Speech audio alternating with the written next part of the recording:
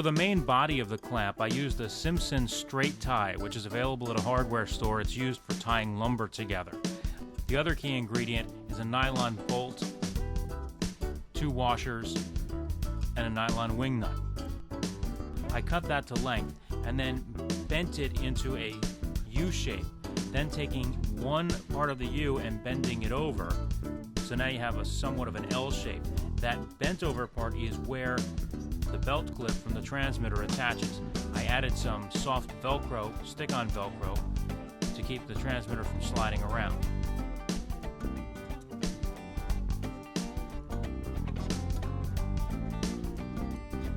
You take the one washer, put it on the bolt, slide that through the back side of the key guard on the bell.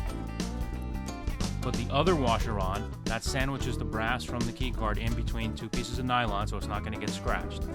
Then put the assembly on there and tighten down the wing nut.